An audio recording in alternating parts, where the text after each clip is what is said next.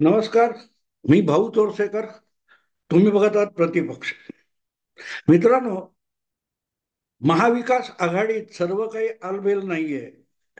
नाना पटोले, संजय राऊत यांना एकाच पत्रकार परिषदेमध्ये बाजूबाजूला आणून उभं केलं म्हणून सगळं काही आलबेल आहे असं मानायचं कारण नाही. कारण हा सगळा देखावा असतो आणि राजकारण एक प्रकारे देखावाच असतो. तुमच्या समोर जे बोललं जातं ते प्रत्यक्षात असतं असं नाही, आणि जे दाखवलं जात नाही ते होणारच नाही असं कधीही नसतं. त्यालाच तर राजकारण म्हणतात. तुमच्या मागे जे काय डावपेच खेळले जातात, जे दाखवले जात नाही आणि खेळले जातात, त्या डावपेचांनाच राजकारण म्हणत असतात. आणि म्हणूनच महाविकास आघाडीमध्ये जितकी धुसफूस जागा वाटपावरून चालू आहे त्याचं कारण आपण समजून घेतलं पाहिजे. की जर अधिकाधिक आमदार असतील त्यालाच मुख्यमंत्री, त्याचाच मुख्यमंत्री हे तत्व जर असेल तर त्या तत्वातून आपली आता सुटका नाही हे लक्षात आल्यामुळे उद्धव ठाकरे हे कमालीचे अस्वस्थ झालेले आहेत, वैफल्यग्रस्त झालेले आहेत. आणि आपण कशाला आलो आणि काय करून बसलो हे एक वैफल्य किंवा निराशा त्यांना ग्रासत असेल तर ते स्वाभाविक आहे. पण परत मागे जाणार तर कसं जाणार? या 5 वर्षामध्ये युती तोडून भाजपशी दगाफटका करून मुख्यमंत्रीपद मिळवून जे काय झालेलं आहे त्या सत्य स्वीकारून परत येण्याचाही मार्ग होता. पण तो न स्वीकारता आपणच बरोबर कसे ही अहममान्यता दाखवताना अनेकदा कारण नसताना महाराष्ट्रातल्या भाजपच्या मित्रांना सातत्याने दुखवण्याचा उद्योग उद्धव ठाकरे यांनी केला होता. म्हणजे एक तर तू राहशील नाही तर मी राहील असं जे काय देवेंद्र फडणवीस यांच्याशी वैयक्तिक भांडण असल्यासारखं, वैयक्तिक भांडण, वैर हाडवैर असल्यासारखं उद्धव ठाकरे बोलत राहिले. अगदी काल परवापर्यंत त्यांचं वक्तव्य आहे एक तर तू राहशील नाही तर मी राहीन, ही नाक्यावरची टपोरी भाषा बोलण्यापर्यंत विसरले उद्धव ठाकरे की कधी काळी 2.5 वर्ष ते महाराष्ट्राचे मुख्यमंत्री होते. बोलताना भाषेची एक सभ्यता सार्वजनिक जीवनात पाळायची असते याचं भान नाहीये. आणि त्यामुळे तुम्ही ज्यांच्यावर विसंबून आपल्या जुन्या दीर्घकालीन मित्रांना शत्रू करून टाकलं, तिथे परत जाण्याची वेळ आली तर याचा विचार सुद्धा उद्धव ठाकरे आणि त्यांच्या सोबतच्या सवंगड्यांनी क्षणभर केला नाही. क्षणभर केला नाही. मुख्यमंत्री पदासाठी इतके हपापलेले होते की आपण ज्यांना नव्याने मित्र करतोय त्यांच्यावर विसंबून पुढची निदान 5-10 वर्ष तरी राजकारण करता येईल का याचा विचार सुद्धा उद्धव ठाकरेंच्या मनाला शिवला नाही. म्हणून जितकं शक्य होईल तेवढं नव्या मित्रांना खुश करायचं आणि जुन्या मित्रांना शत्रू बनवून त्यांना दुखवायचं, याचं जणू काय म्हणतात ते व्रत अंगावर, व्रतवैकल्य अंगावर घेतल्यासारखं उद्धव ठाकरे वागत होते. आणि त्यामुळे कधीतरी आपल्याला महाविकास आघाडीत नाराजीची पाळी आली तर परतण्याचा मार्ग मोकळा पाहिजे याचा विचार त्यांनी केला नाही. आज त्यांना आठवण येते ती नितीश कुमारांची, की नितीश कुमारांचा पक्ष बिहारमध्ये छोटा असताना सुद्धा त्याला जर भाजपने मुख्यमंत्रीपद दिले तर मग महाराष्ट्रात शिवसेना उभाटा हा छोटा पक्ष असताना काँग्रेसने उभाटा शिवसेनेला मुख्यमंत्री पद का देऊ नये, उद्धव ठाकरेंना मुख्यमंत्री का पद देऊ नये, जो प्रयोग जो फॉर्म्युला बिहारमध्ये अनेकदा चाललेला आहे तो महाराष्ट्रात का नको असा प्रश्न सुद्धा उद्धव ठाकरे विचारतात. पण उद्धव ठाकरे एक गोष्ट विसरतात की नितीश कुमारांनी भाजपची साथ 2014 पूर्वी सोडली. त्याचं नुकसान त्यांना भराव काय होईल ते झालं. पण ते नुकसान झाल्यानंतर त्यांना परत यायचं असेल भाजपसोबत तर तो जोडणारा जो पूल असतो तो नितीश कुमारांनी तोडला नव्हता. काँग्रेस बरोबर, लालू बरोबर नितीश कुमार गेले आणि राजकीय भूमिकेतून त्यांनी भाजपवर, अगदी नरेंद्र मोदींवर सडकून टीका केली होती.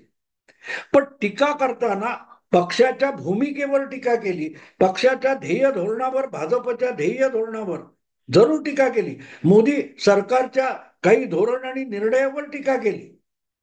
पण मोदी बाबतीत वैयक्तिक पातळीवर घाणेरडं कधीही नितीश कुमार बोलले नव्हते. आणि तेच असतं राजकारणामध्ये किंवा सार्वजनिक जीवनामध्ये वावरताना, कोणाला वैयक्तिक शत्रू मानून एखाद्या गुंड टोळीसारखी भाषा वापरायची नसते. पण याचं भान उद्धव ठाकरेंना कधीही नव्हतं. आणि म्हणूनच 2020च्या जेव्हा विधानसभा निवडणुका जवळ आल्या, किंवा रादर मला वाटते 2017 मध्येच राष्ट्रपती निवडणूक होती, ती संधी साधून बिहारचे जे राज्यपाल होते त्यांनाच मोदींनी राष्ट्रपती पदाचा उमेदवार केलं, ते रामनाथ कोविंद. तेव्हा मोदींचं स्वागत करून सगळ्यात पहिला या राष्ट्रपती पदाच्या उमेदवाराला पुष्पगुच्छ द्यायला नितीश कुमार गेले होते. आणि तिथून त्यांनी भाजप सोबत येण्याचा मार्ग मोकळा केला होता. पण नुसतं राष्ट्रपती पदाच्या उमेदवाराला पुष्पगुच्छ दिल्यामुळे भाजपशी त्यांना जुळवून घेता आलं असं बिलकुल नाही.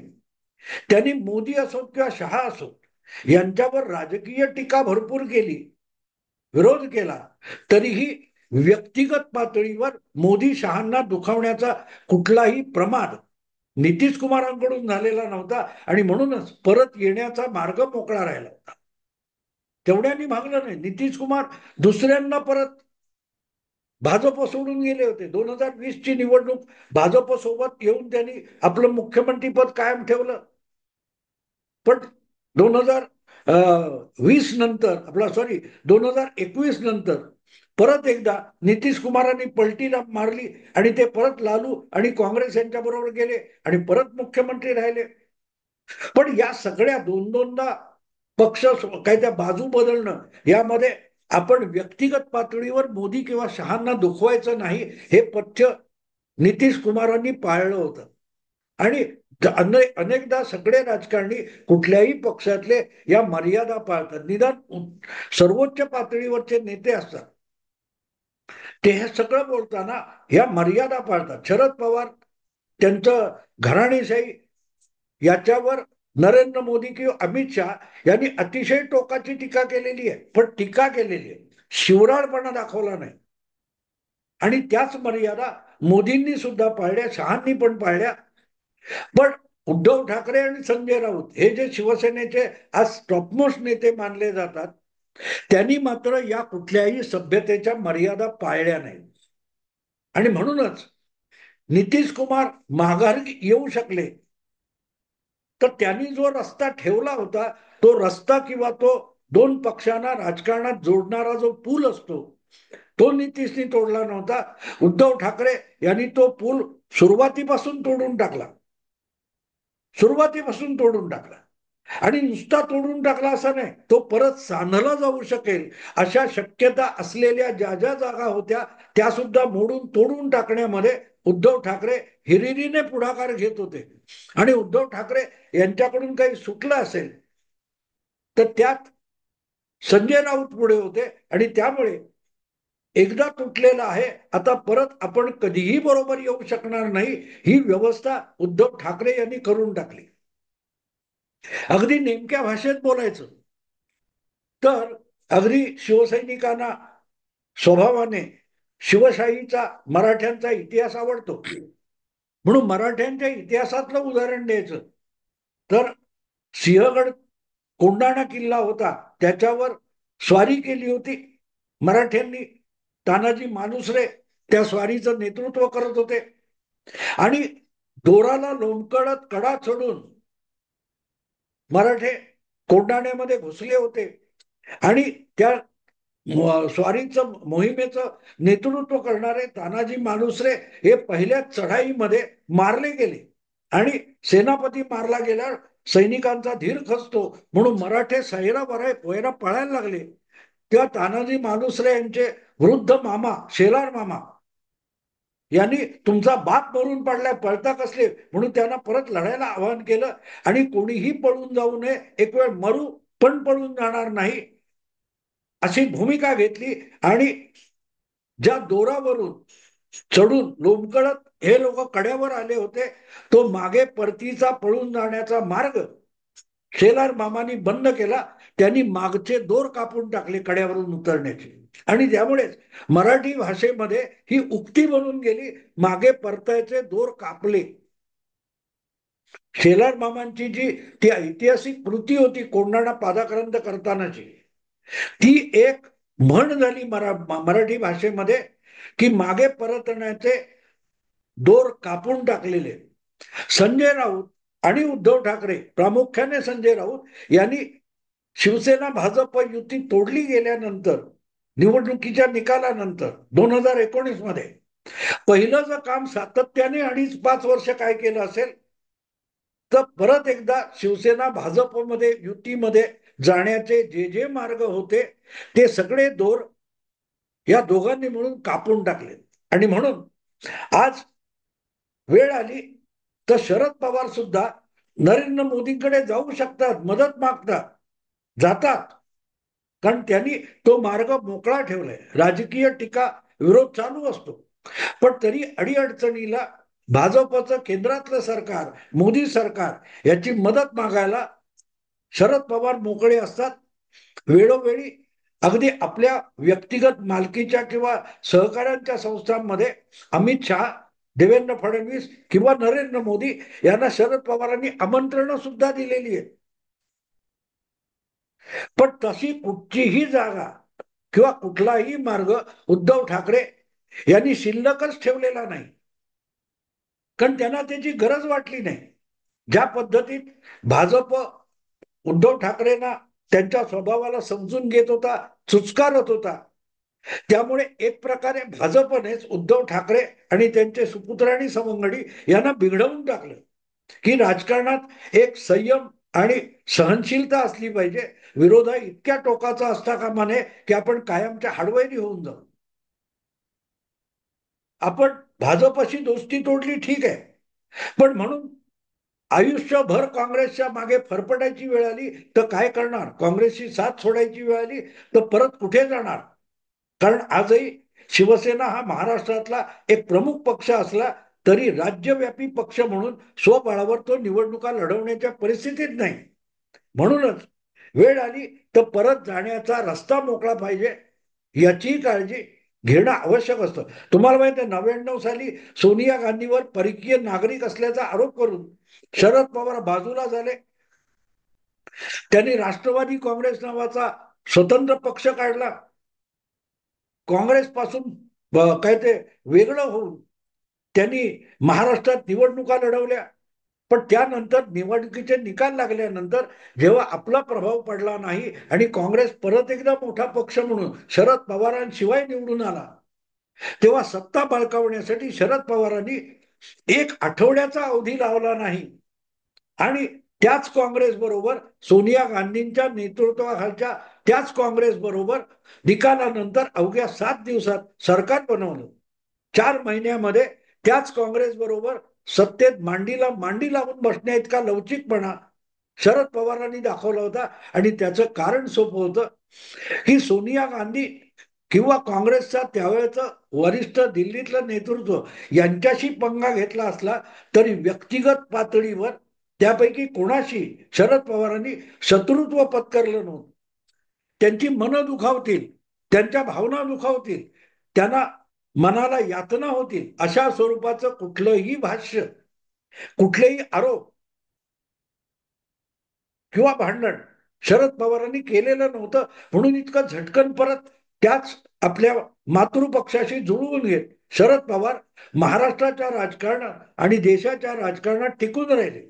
आपल्या पक्षाला त्यांनी सलग 15 वर्ष सत्तेत बसवलं त्याच काँग्रेस बरोबर. आज सुद्धा ते परत बरोबर आहे.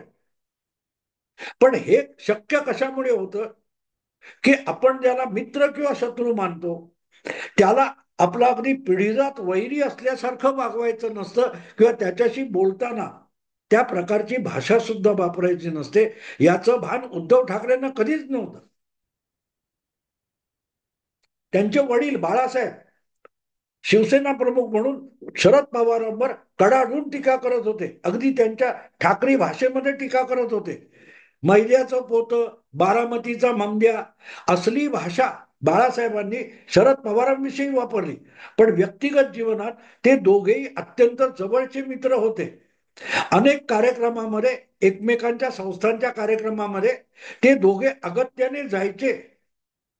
असलं काहीही लवचिकपणा करून आपले संबंध जिव्हाळ्याचे ठेवण्यासाठी उद्धव ठाकरे यांनी काही केलं का? त्यांच्या जवळच्या नेत्यांनी यासाठी कुठे जागा ठेवली का?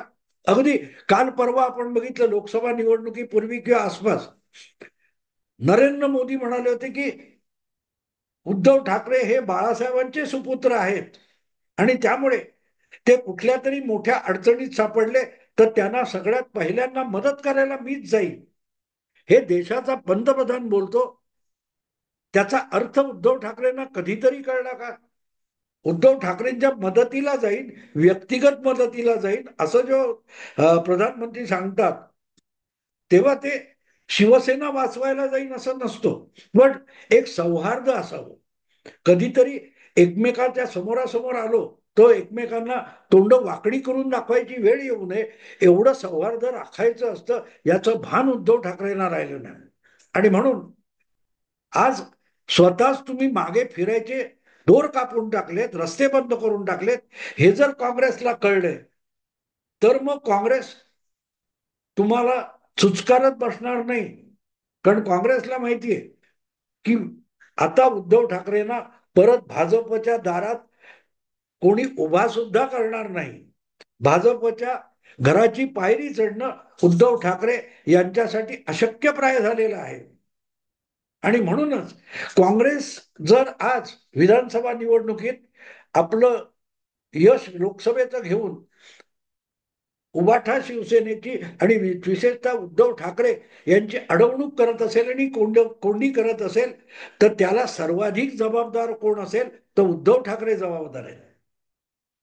कारण आपण कुठल्याही क्षणी परत बीजेपीकडे जाऊ शकतो अशी धमकी देण्यासाठी आपल्या हातात उद्धव ठाकरेंनी एकही पत्ता शिल्लक ठेवलेला नाही.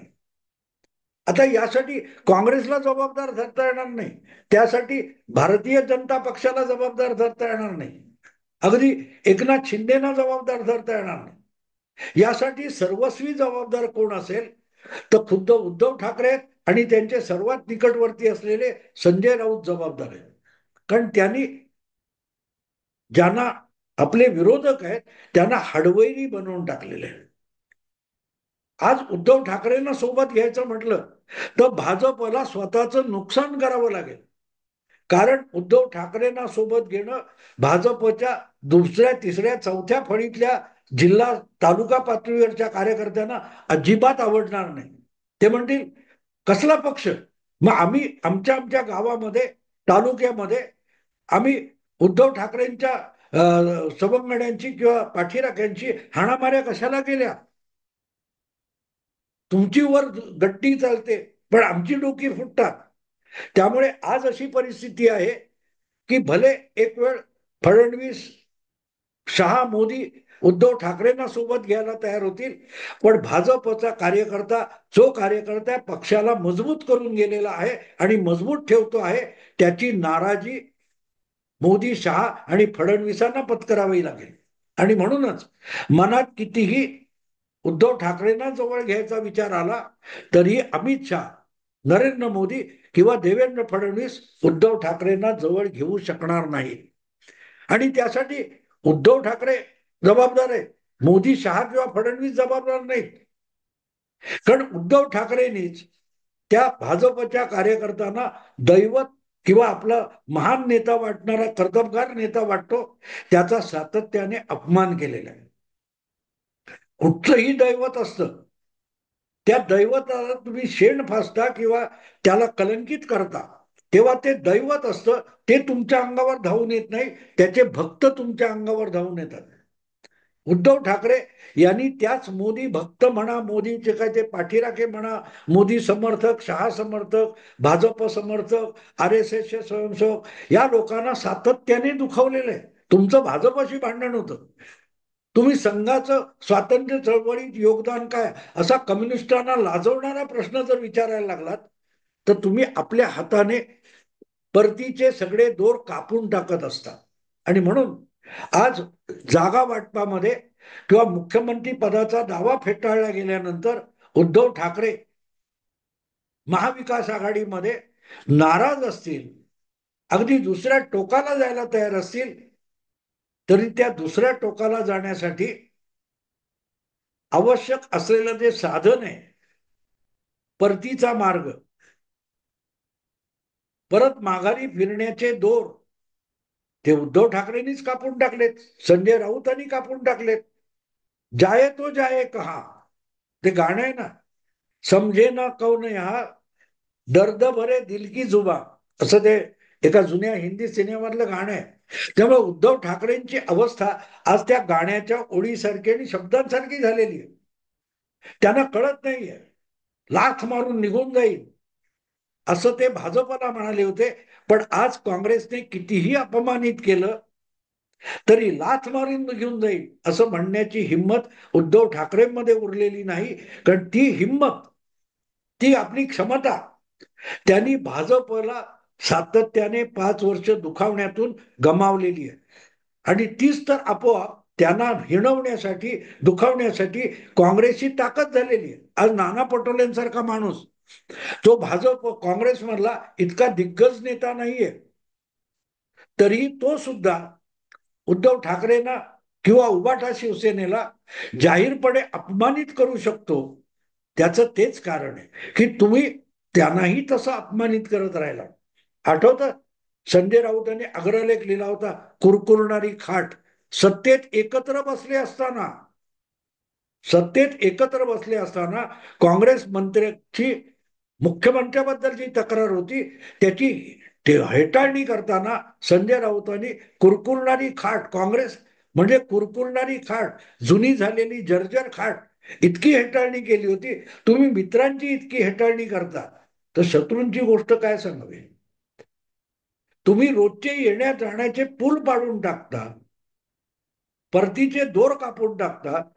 तुम्हाला कुठूनही परत मागे जायचं असेल तर रस्ता शिल्लक उरत नाही. कारण तुम्ही स्वतःच्या भोवती एक चक्रव्यूह उभारून घेत असतात. असो मित्रांनो, उद्धव ठाकरे नाराज असले तरी त्यांना इतरत्र कुठेही जाण्याचा मार्ग नाहीये.